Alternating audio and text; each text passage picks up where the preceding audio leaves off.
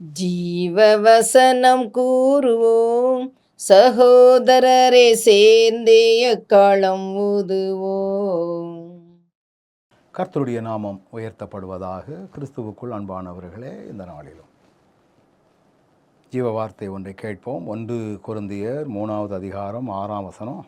நான் நட்டேன், அப்பல்லோ நீர் பாய்ச்சினான், தேவனே விளையச் செய்தார். 3 காரியம் சொல்லப்பட்டிருக்கிறது. பவுலாகியவர் நட்டிருக்கிறாராம், அப்பல்லோ என்பவர் நீர் பாய்ச்சினாராம். அதாவது நடுகிறவனும் தண்ணி பாய்க்கிறவனும் மேன்மை பாராட்டக்கூடாது. நான் மட்டும் நடலையோ, நான் மட்டும் தண்ணி பாய்க்கலையோ, நான் தண்ணி பாய்ச்சதுனால தான் அவ்வளோ விளைச்சல், நான் நட்டதுனால தான் நான் தழுத்து, அப்படிலாம் நம்ம சொல்லுவோம். ஆனால் முக்கியமானது என்ன? விளையச் செய்கிறவர் கர்த்தர். என்னதான் நம்ம முயற்சி பண்ணினாலும் பலன் கொடுக்கிறவர் கர்த்தர்.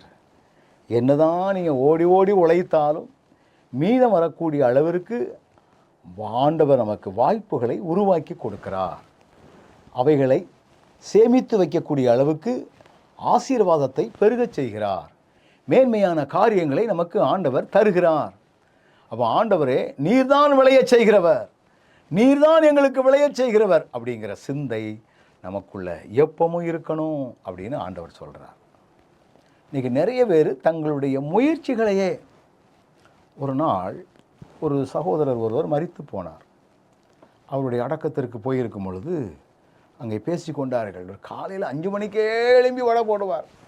மகன் சொல்லுவான், எப்பா உங்களுக்கு வயசு ஆகிப்போச்சு, நீங்கள் அப்படிலாம் கிடந்து உழைக்காண்டாம்ப்பா, நான் பார்த்துக்கிடுதேன். இல்லைப்பா இல்லைப்பா, உழைப்பு தான் முக்கியம். ஆனால் தன்னுடைய சரீரத்தை கவனிக்காமல் விட்டுட்டார். ரொம்ப கவனமாக இருக்கணும். விளையச் செய்கிறவர் கர்த்தர், பலன் கொடுக்கிறவர் கர்த்தர், மீதம் வரக்கூடிய அளவிலே ஆசீர்வதிக்கிறவர் கர்த்தர். அப்படிப்பட்ட ஆண்டவரிடத்தில் முழுமையாக நம்ம அர்ப்பணிப்போம்.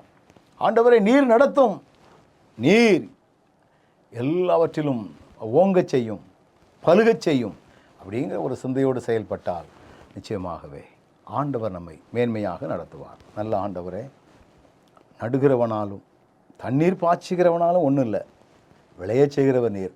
இந்த சிந்தை எங்களுக்குள்ள எப்பவும் இருக்கட்டும். அப்படி செய்ய போகிறதற்காய் நன்றி. இயேசுவின் நாமத்தில் பிதாவே, ஆமென்.